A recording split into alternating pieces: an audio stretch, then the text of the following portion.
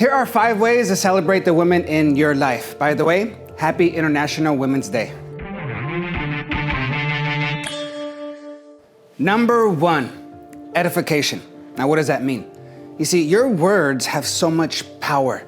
So use that power, use your words to purposely build them up. To edify them means to build them up, to make them feel strong, to make them feel good about something they did, about something they said, about something that they have inside of them that you really appreciate, that you honor.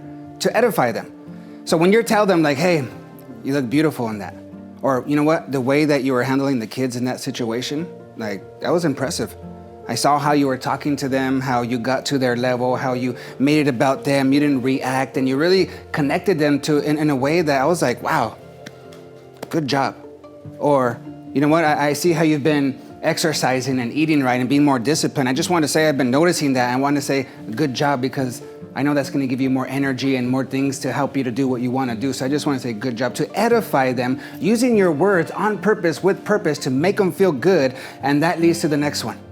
Number 2, encouragement. See, now ask a really important question. What are the things that are most important to you right now? For this month, for this year? What are your goals? What are the things that I can support you in to help you to get there? Like, what can I do to help you to reach the things that are most important to you? And once you have a clarity of what their goals are, now you can what? You can encourage them. You can be like, hey, good job, and remind them of what motivates them, of why they're doing what they're doing. Like connected to their motive, connected to their mission, connected to the things that really matter most to them, because that's going to be the thing that really encourages them on a very deep and strong level. So encourage them and be their biggest cheerleader. Make sure that you are consistently encouraging them. Number 3, affection. Now, men, this does not mean sex, okay? A lot of times us men were like, affection? All right, yes, I can do affection, but that's not what it means. See, I really mean affection without the sex. I mean, it can lead to sex, but they're 2 totally different things. So what does it mean to really have that affection with your woman? You can hold hands, right? You can give them a massage, rub their feet, rub their back, caress their hair, touch their face, give them a kiss on the cheek or on the forehead. The little things like this really go a long way, especially when you're not just, just grabbing their butt or, they like that too, but it's not just about that. They want to feel that affection.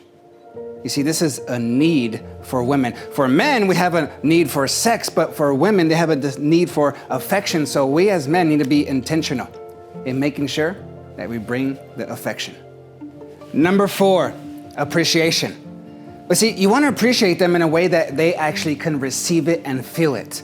A lot of times we're like doing it in a way that they're not even getting it. We're like, we think we're appreciating them. We're telling them things. We're like, hey, good job. Thank you. I appreciate this. But for them, they're not really receiving it that way.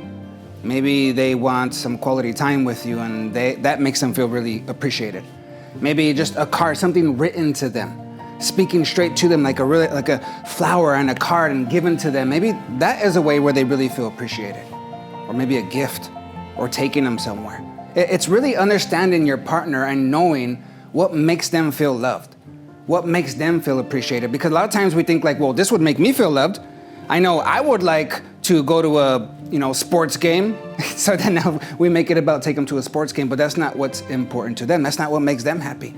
So don't love them how you would want to be loved. Love them how they want to be loved. Appreciate them how they want to be appreciated. So this means that you need to become a smart lover and learn how to appreciate them. And number 5, and this is a really important one because if you don't have this one clear, this destroys and divides so many relationships. Because when you don't understand this, I'm telling you, you start to irritate each other and frustrate each other and make each other angry. It's like, And what is this number 5? It's understanding and accepting each other's differences.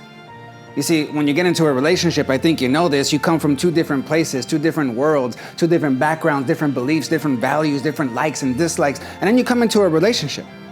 So of course, there's gonna be some differences. And if we really get, honest with ourselves, those are the things that were attractive to us. Because those are the things that we don't have, it's different, but a lot of times when we forget that, we start to see like, well, I wouldn't have done it like that. I wouldn't have said it that way, or, why did you say you should have done it this way? And we start to create like this, we start to project on them. And we're not allowing them to be themselves. And I think you want to be able to be yourself, right? Like we want to feel a freedom to be able to, share our opinions, to be able to feel how we feel. And that's the freedom that we need to create in relationships to make it healthy, to make it long lasting. Because if we're always picking on each other's differences, it starts to get old, it starts to get frustrating, it starts to create separation. So number 5 is super important.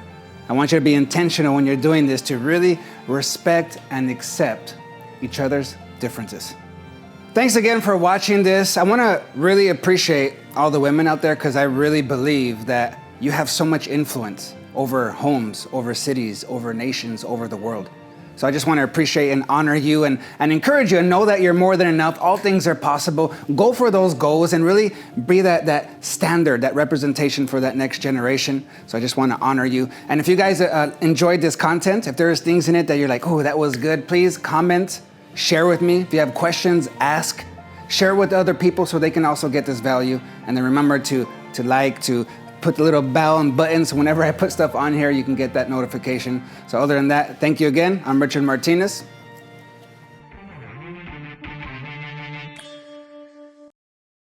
Don't forget to subscribe.